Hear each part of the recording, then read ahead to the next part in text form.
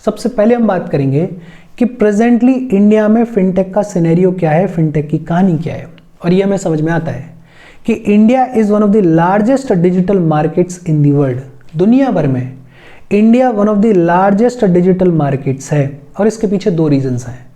एक तो हमारी कंट्री पॉपुलेशन के मामले में टॉप पे है और दूसरा हमारे कंट्री में यंग पॉपुलेशन है। और ये जो यंग पॉपुलेशन होती है ये टेक्नोलॉजी को लेके थोड़ा ज़्यादा क्यूरियस होती है।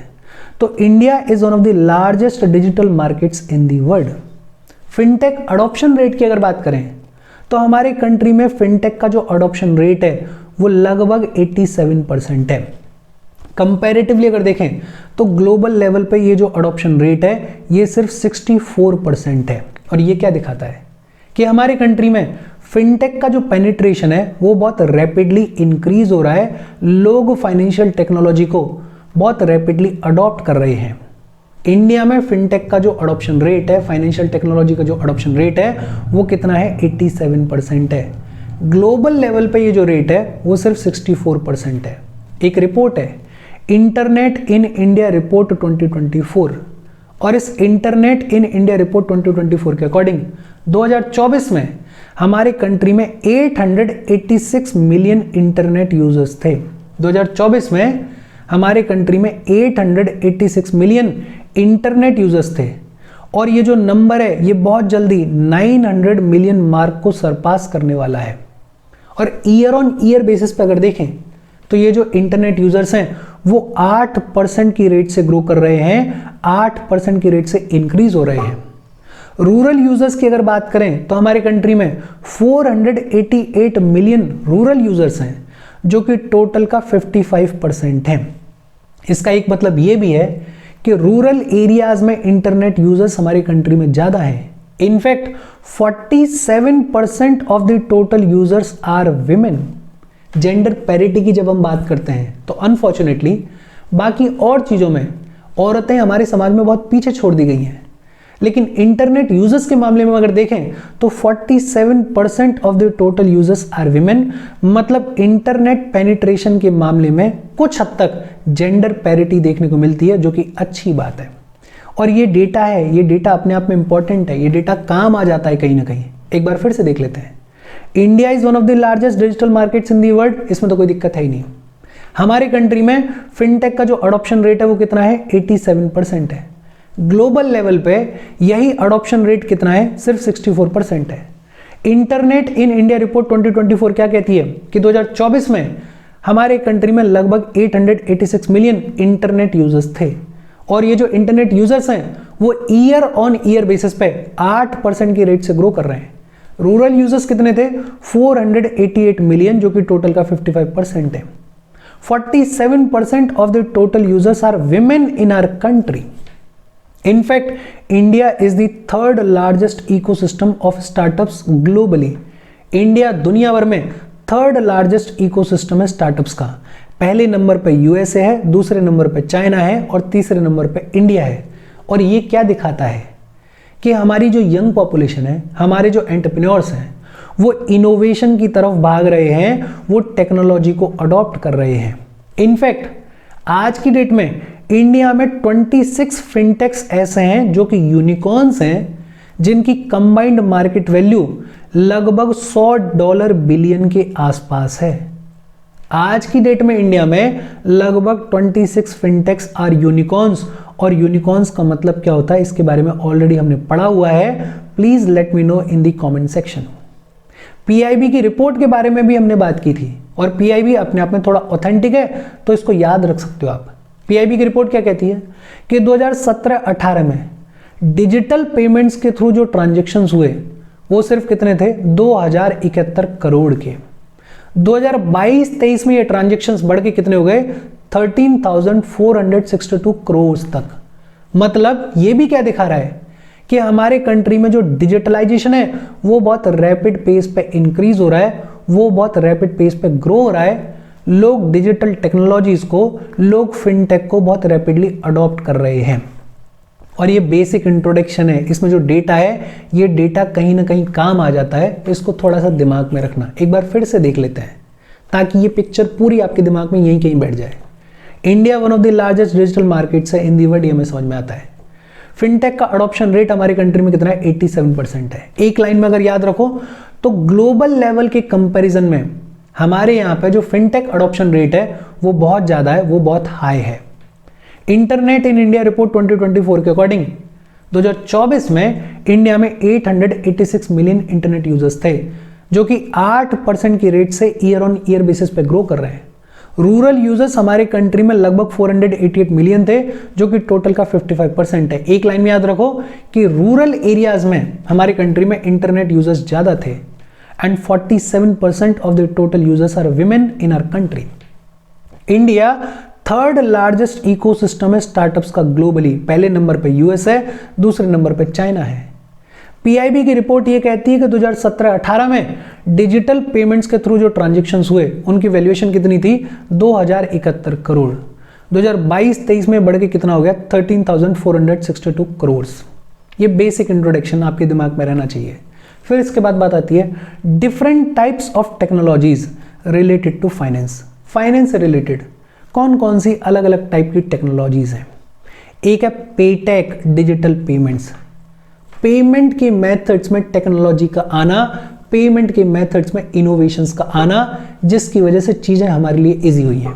देखो, पहले तो हमारे कंट्री में ट्रेडिशनल पेमेंट इकोसिस्टम चलता था। पहले तो हमारे कंट्री में पूरे तरीके से कैश चलता था, फुली कैश इकोनॉमी थी। जो भी ट्रांजैक्शन करना होता था वो कैश के थ्रू किया जाता था। लेकिन फिर धीरे धीरे पेटेक आया, पेमेंट के मेथड्स में टेक्नोलॉजी को इन्वॉल्व किया गया, इनोवेशंस को इन्वॉल्व किया गया। और इनोवेशंस के आने की वजह से जो कंज्यूमर का एक्सपीरियंस है, जो मर्चेंट का एक्सपीरियंस है, उनकी जो प्रॉब्लम्स हैं उनके इंटीग्रेटेड सॉल्यूशंस निकाले गए। और आज की डेट में इसका नतीजा क्या है कि ये जो कल तक फुली कैश इकोनॉमी हुआ करती थी, अब वो पार्शियली कैशलेस इकोनॉमी हो गई है, अब वो पार्शियली डिजिटल इकोनॉमी हो गई है। धीरे धीरे लोग जो हैं वो पेटेक को अडॉप्ट कर रहे हैं और काफ़ी अच्छे खासे रैपिड पेस पर अडॉप्ट कर रहे हैं। और इस पेटेक के इनोवेशन में बहुत सारी चीज़ें की गई हैं, जैसे डिजिटल वॉलेट्स को लॉन्च किया गया। डिजिटल वॉलेट्स क्या हैं? डिजिटल वॉलेट्स ऐसी ऐप्स हैं जो कि आपको फंड स्टोर करने की परमिशन देती हैं। आप अपने डिजिटल वॉलेट में पैसा स्टोर कर सकते हो, उसके थ्रू ट्रांजेक्शन्स कर सकते हो, आपको पेमेंट करना है पेमेंट कर सकते हो, और जो पेमेंट हिस्ट्री है उसको भी स्टोर करते हैं अलॉन्ग विद अदर फीचर्स। तो डिजिटल वॉलेट्स के आने की वजह से ये जो पेटेक है ये बहुत सिग्निफिकेंटली ग्रो हुआ, और ये तो हमने देखा है अपनी आंखों के सामने। डिजिटल वॉलेट्स के आने की वजह से ये जो फिजिकल कैश लेके हम घूमते थे, जेब में पैसा लेके हम घूमते थे, अब उसको लेके घूमने की ज़रूरत नहीं है, वो रिस्क खत्म हो गया। और ये जो डिजिटल वॉलेट्स हैं ये किस किस फॉर्म में मिल जाते हैं? बैंक की मोबाइल ऐप्स होती हैं, जैसे SBI की योनो है, या अदर पेमेंट ऐप्स हैं जैसे पेटीएम है, मोबीक्विक वगैरह है। ये सब क्या है? डिजिटल वॉलेट्स हैं। अच्छा, ये जो डिजिटल वॉलेट्स हैं ये भी अलग अलग टेक्नोलॉजी को यूज़ करते हैं फंक्शन करने के लिए। जो सबसे कॉमन टेक्नोलॉजी आपको पता होगी वो है QR code, quick response code. एक मैग्नेटिक स्ट्रिप वाला कोड होता है, उस कोड पे आप कैमरा दिखाते हो, कोड को रीड किया जाता है, और जो भी ट्रांजैक्शन आपको करना होता है वो ट्रांजैक्शन आप इस QR कोड के थ्रू कंप्लीट कर सकते हो। आए दिन आप इसको यूज़ करते हो, इसमें तो कुछ नया है ही नहीं पढ़ाने के लिए। QR कोड के अलावा डिजिटल वॉलेट्स और कौन सी टेक्नोलॉजीज को यूज़ करते हैं? एक है near field communication. Near field communication क्या होता है? It allows to smart devices to connect and transfer information using electromagnetic signals. Electromagnetic signals को यूज करके दो स्मार्ट डिवाइसेस को कनेक्ट किया जाता है, और दो स्मार्ट डिवाइसेस को कनेक्ट करने के बाद उनके बीच में इंफॉर्मेशन को, उनके बीच में डेटा को ट्रांसफर किया जाता है। इसमें दो इंपॉर्टेंट चीजें हैं। एक तो नियर फील्ड कम्युनिकेशन है, मतलब ये जो दो स्मार्ट डिवाइसेस हैं ये एक दूसरे के इनफ क्लोज होनी चाहिए कनेक्ट करने के लिए। लगभग 4 से 5 सेंटीमीटर की दूरी पे अगर हैं तो ये नियर फील्ड कम्युनिकेशन काम करेगा। दूसरा, इसमें इलेक्ट्रोमैग्नेटिक सिग्नल्स को यूज किया जाता है दो स्मार्ट डिवाइसेस को कनेक्ट करने के लिए और इंफॉर्मेशन को ट्रांसफर करने के लिए। इसका सबसे बड़ी एग्जांपल कॉन्टेक्टलेस कार्ड आपने यूज किया होगा। कॉन्टेक्टलेस कार्ड को आप मशीन के पास में लेके जाओ, मशीन उसको रीड करती है और जो भी आपका ट्रांजैक्शन होता है वो ट्रांजैक्शन कंप्लीट हो जाता है। या अगर आपने यूज किया हो तो एप्पल पे वगैरह, ये जो एप्पल पे वगैरह है ये भी नियर फील्ड कम्युनिकेशन पे ही काम करते हैं। फिर इसके अलावा एक और टेक्नोलॉजी है magnetic secure transmission. Magnetic secure transmission क्या होता है? आपने क्रेडिट कार्ड यूज किया होगा, आपने डेबिट कार्ड यूज किया होगा, उस पर एक ब्लैक कलर की स्ट्रिप होती है। अब जब इस कार्ड को आप मशीन में स्वाइप करते हो तो वो जो ब्लैक कलर की स्ट्रिप है उससे डेटा ट्रांसमिट हो जाता है और आपको जो ट्रांजैक्शन करना होता है वो ट्रांजैक्शन कंप्लीट हो जाता है। इसी को बोलते हैं magnetic secure transmission. It is used by magnetic card readers that read credit और debit cards when swiped. Phone में कैसे यूज किया जाता है? फोन जनरेट करता है एक एनक्रिप्टेड फील्ड, और ये जो एनक्रिप्टेड फील्ड फोन ने जनरेट किया है, जब इस फोन को पॉइंट ऑफ सेल के पास में ले जाया जाता है तो पॉइंट ऑफ सेल की जो मशीन होती है वो इस एनक्रिप्टेड फील्ड को रीड कर लेती है और जो भी आपका ट्रांजैक्शन होता है वो ट्रांजैक्शन कंप्लीट हो जाता है। इसमें भी जो टेक्नोलॉजी यूज हो रही है वो कौन सी है? Magnetic secure transmission. फिर इसके अलावा prepaid payments instruments. Prepaid payment instruments जैसे स्मार्ट कार्ड्स होते हैं, जैसे मोबाइल वॉलेट्स होते हैं, जैसे पेपर वाउचर्स होते हैं। बेसिकली ये ऐसे इंस्ट्रूमेंट्स हैं जिनमें आपको पहले रिचार्ज करवाना पड़ता है, जिनमें पहले आपको पैसा डलवाना पड़ता है। जितना पैसा आपने डलवाया उतने पैसे का आप परचेज कर सकते हो, उसको आप खर्च कर सकते हो, कोई दिक्कत वाली बात नहीं है। ये जो प्रीपेड पेमेंट इंस्ट्रूमेंट्स होते हैं इनको रेगुलेट करता है आरबीआई। कौन रेगुलेट करता है? आरबीआई रेगुलेट करता है। और प्रीपेड पेमेंट इंस्ट्रूमेंट्स 3 टाइप्स के होते हैं। कौन कौन से 3 टाइप्स हैं? एक है closed system PPI. Closed system PPI जैसे कूपन्स हैं, जैसे गिफ्ट वाउचर्स वगैरह हैं। अब कूपन है, कूपन जिस पर्पस के लिए इश्यू किया गया है उसी पर्पस के लिए उसको यूज किया जा सकता है, किसी और पर्पस के लिए यूज नहीं किया जा सकता। तो ऐसे पीपीआईज को बुलाया जाता है क्लोज्ड सिस्टम पीपीआईज के जो पर्पस है उसी पर्पस के लिए यूज किया जाएगा।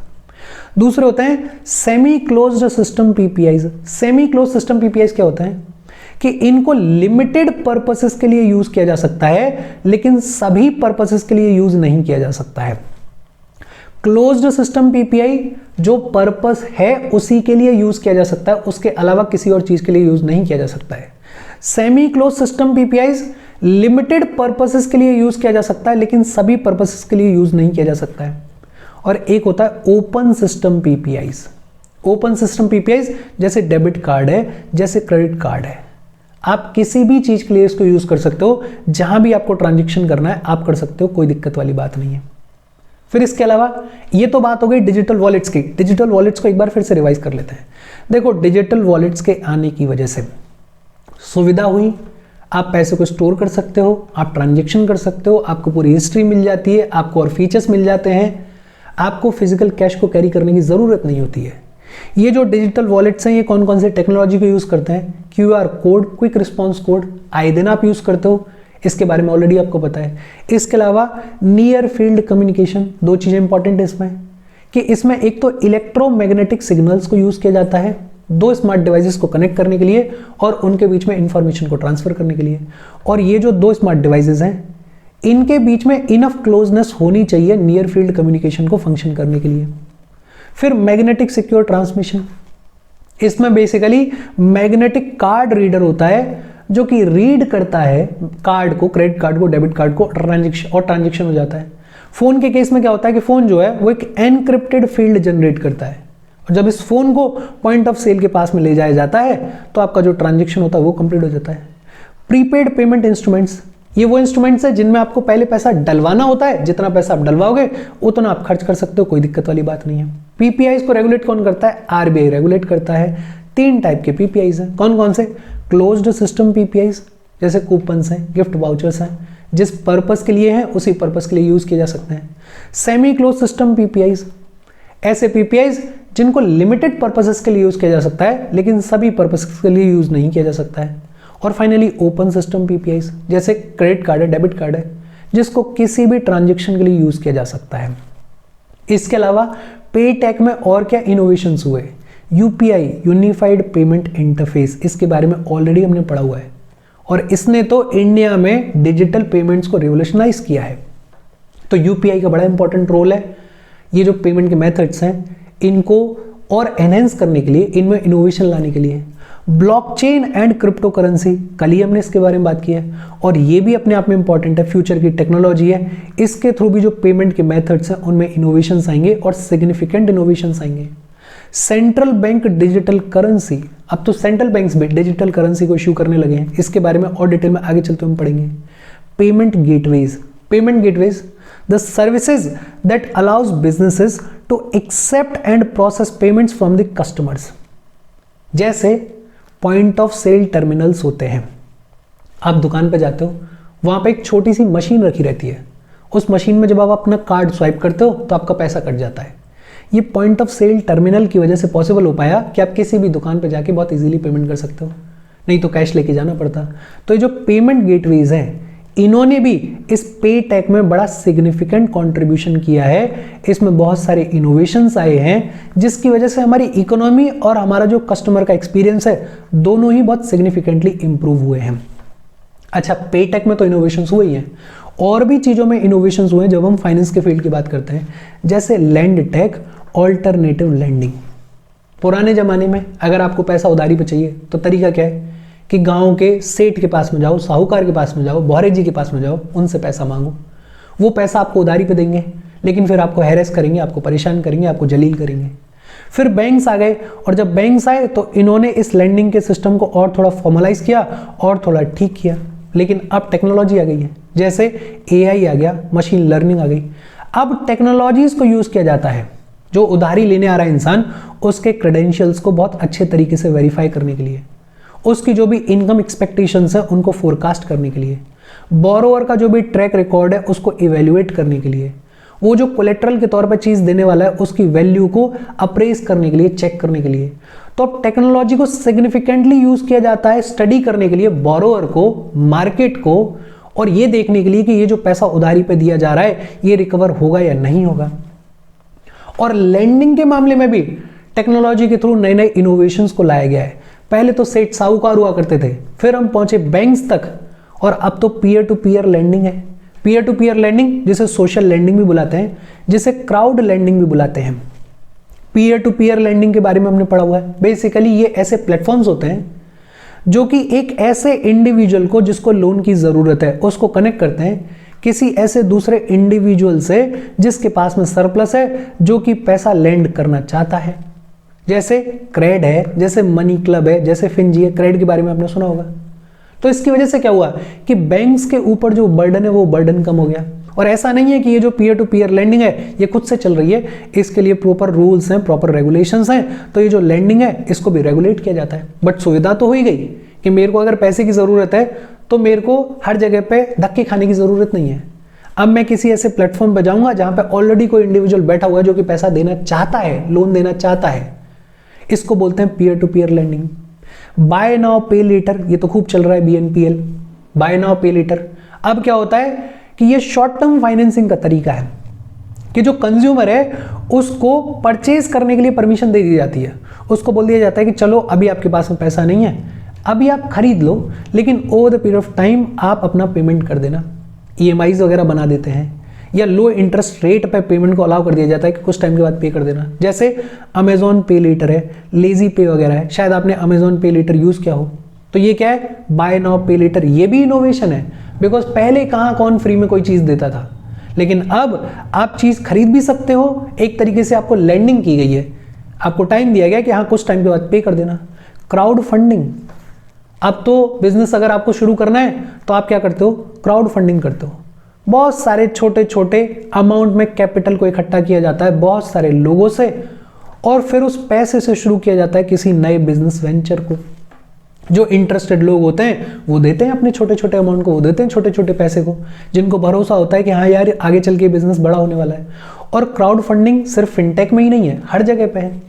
आजकल तो मेडिकल पर्पसेस के लिए क्राउड फंडिंग की जाती है, इलेक्शंस के लिए क्राउड फंडिंग की जाती है, और इसमें सोशल मीडिया का बड़ा इंपॉर्टेंट रोल है। सोशल मीडिया और फिर बहुत सारे वेबसाइट्स हैं, प्लेटफॉर्म्स हैं जो कि क्राउड फंडिंग को सपोर्ट करते हैं।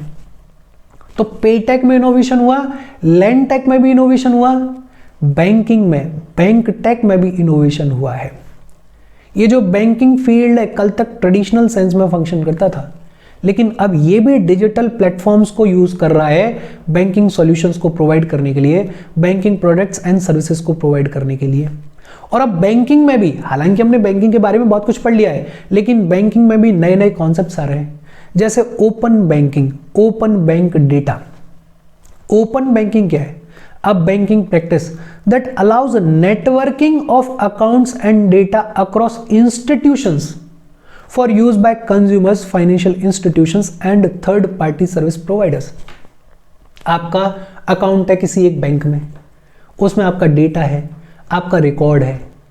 आप अगर चाहते हो कि कोई दूसरा फाइनेंशियल इंस्टीट्यूशन या कोई थर्ड पार्टी सर्विस प्रोवाइडर जिससे आप पैसा उधारी पे ले रहे हो या कोई फाइनेंशियल सर्विस ले रहे हो, वो उस डेटा को एक्सेस कर पाए, वो इस डेटा को यूज कर पाए, तो आप अपने बैंक अकाउंट को परमिशन दे सकते हो, बोल सकते हो कि यार ये जो डेटा है, मेरे डेटा को इस थर्ड पार्टी सर्विस प्रोवाइडर को शेयर कर दो।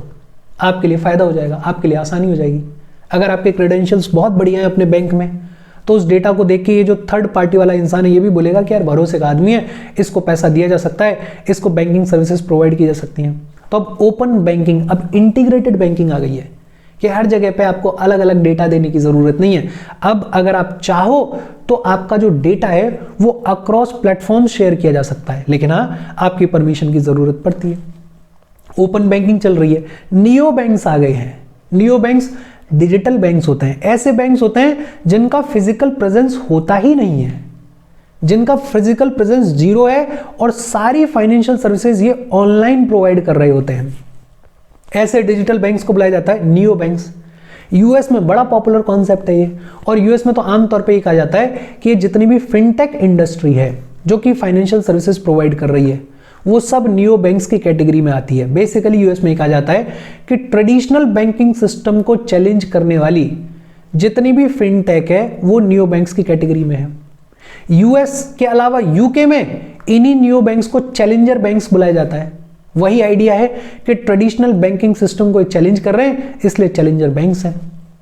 इंडिया की अगर बात करें तो इंडिया में अभी तक कोई भी ऐसा नियो बैंक नहीं है जिसके पास अपना खुद का लाइसेंस हो, बिकॉज आरबीआई अभी भी 100% डिजिटल बैंक्स में बिलीव नहीं करता है। आरबीआई का मानना यह है कि अभी भी आप डिजिटल हो जाओ, लेकिन आपका फिजिकल प्रेजेंस होना ही होना चाहिए। और वो ठीक भी है। जब हम यूएस की बात करते हैं, यूके की बात करते हैं, तो ये लिटरेट नेशंस हैं, डेवलप्ड नेशंस हैं, इनके पास में रिसोर्सेज हमारे से ज़्यादा हैं। लेकिन जब हम इंडिया की बात करते हैं, लंबी चौड़ी पॉपुलेशन, इलिटरेट पॉपुलेशन, फिर हमारे पास उतने रिसोर्सेज भी नहीं है। अभी हमें बहुत कुछ काम करना है। तो ऐसे कंट्री में जहाँ पे अभी लोगों को जानकारी नहीं है नॉर्मल बैंकिंग सर्विसेज की, वहाँ पे अगर कोई 100% डिजिटल बैंक है तो वो अपने आप में प्रॉब्लमेटिक हो सकता है। तो इंडिया में ये जो नियो बैंक्स हैं, इनके पास में खुद का अपना अभी लाइसेंस नहीं है, बिकॉज आरबीआई अलाउ नहीं करता है। लेकिन फंक्शन करते हैं हमारे कंट्री में भी नियो बैंक्स। कैसे फंक्शन करते हैं? ये फंक्शन करते हैं in partnership with the traditional banks. कोई ट्रेडिशनल बैंक है जिसका फिजिकल प्रेजेंस है, उसके साथ में पार्टनरशिप करेंगे और फिर फंक्शन करेंगे नियो बैंक्स।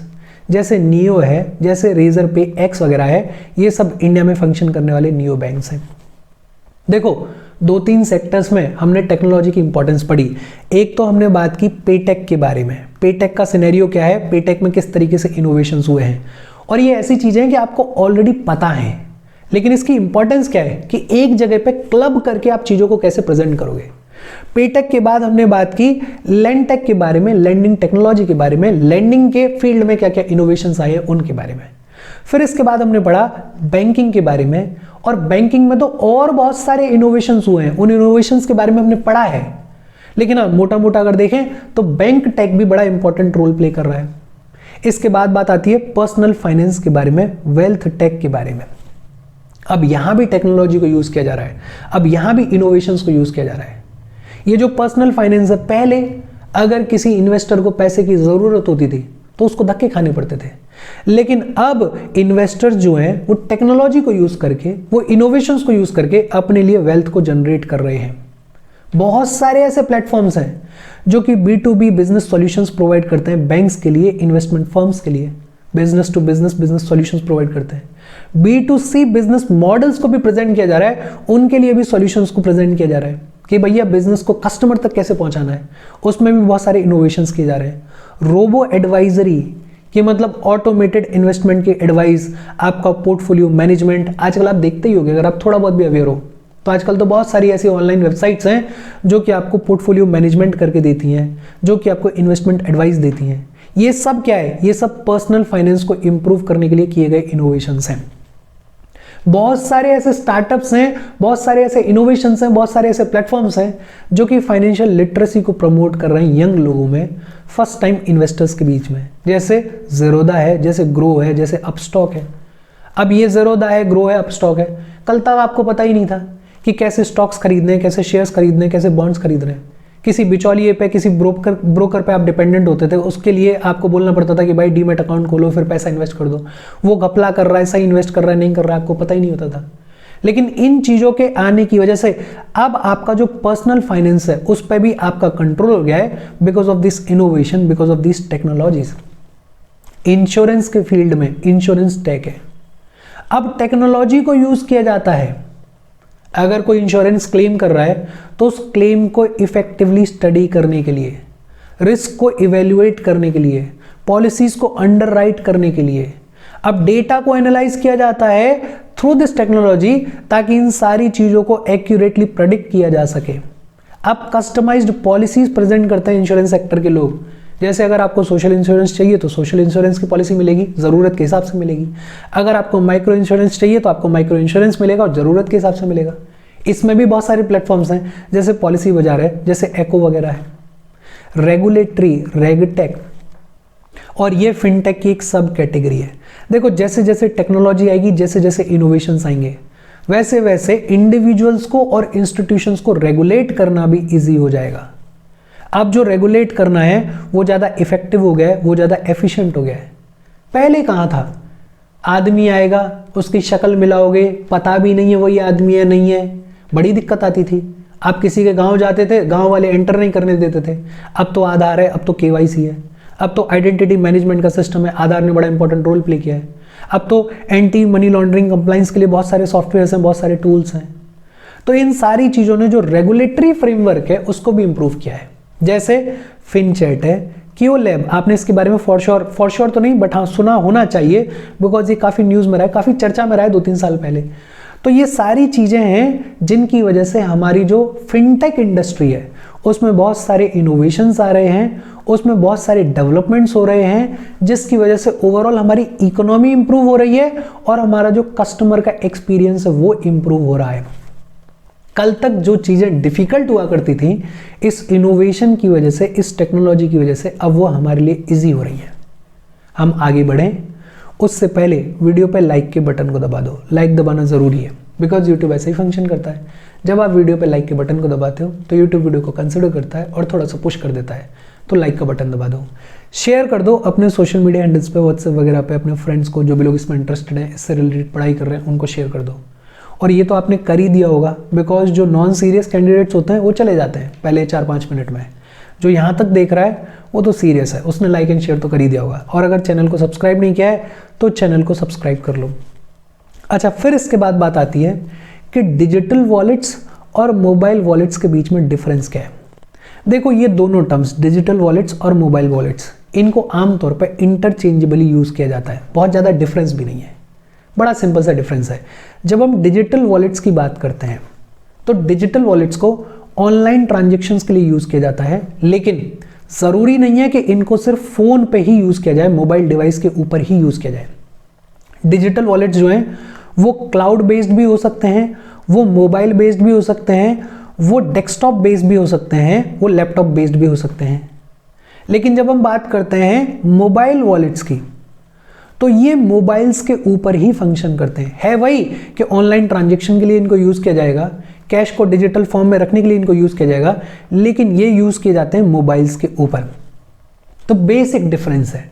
डिजिटल वॉलेट्स जो हैं वो काम तो वही कर रहे हैं, लेकिन ये क्लाउड बेस्ड भी हो सकते हैं, मोबाइल बेस्ड भी हो सकते हैं, ये लैपटॉप बेस्ड भी हो सकते हैं, डेस्कटॉप बेस्ड भी हो सकते हैं।